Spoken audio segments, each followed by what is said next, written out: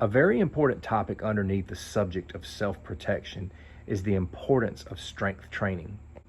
In my videos, I often like to provide three primaries, and in this video, I want to share with you three primary ways that strength training can literally save your life out in the streets. Stick around. When I talk about strength training, I'm talking about everything from weights to calisthenics to anything that builds muscle. You might not be able to make it to a gym or a weight room, but you can order dumbbells to be sent to your house. You can do push-ups, pull-ups.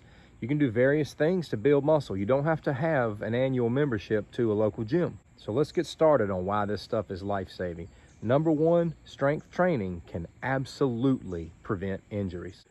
When you start to build a wall of muscle around your bones and you start to insulate your body with solid muscle, it will work as a protector. If you have to take a fall, you're going to be surprised how much muscle will help you in that situation. Building solid muscle across your body is just going to make you more durable. It will give you the ability to absorb shock so much better. The second way that strength training can save your life in the streets is that after you've been doing it for a while, you're going to start looking better and your confidence is going to increase, and that will make you look more formidable.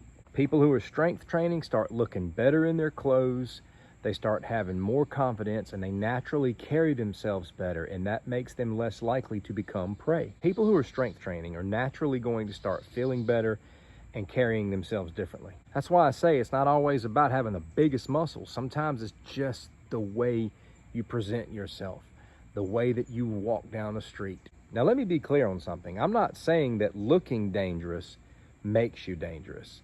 It just gives off that impression to potential predators. You've got some people who don't look dangerous and they're very dangerous. I just simply believe when we start to stack some muscle on these bones that it is a game changer, and it does make us less likely to be the one that's picked out. In turn, potentially saving your life. Reason number three is a no-brainer.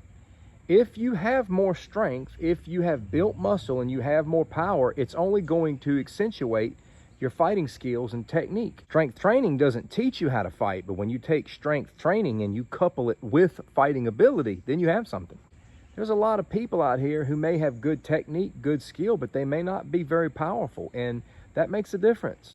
It's not enough to just learn self-defense technique when we don't have the strength to carry it out. Strength training gives you the ability to put to work the technique that you have. A lot of times people want to debate strength versus technique. We need both. If a person has been strength training, their body is much more prepared to deal out punishment.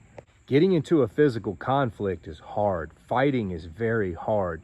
Fighting to get away can be a very physically demanding thing. And if you're concerned about being able to protect yourself, you need to be involved in strength training. Do not neglect it. You're going to need it. This message is for the young, for the middle-aged, and for the elderly. No amount of Kung Fu Louie moves can make up for a lack of physical ability. Strength training can prevent injury. Strength training makes us look more formidable, and it can make us a better fighter by adding power to the skill we have. What does your strength training plan look like? I'd love to hear from you. Take care.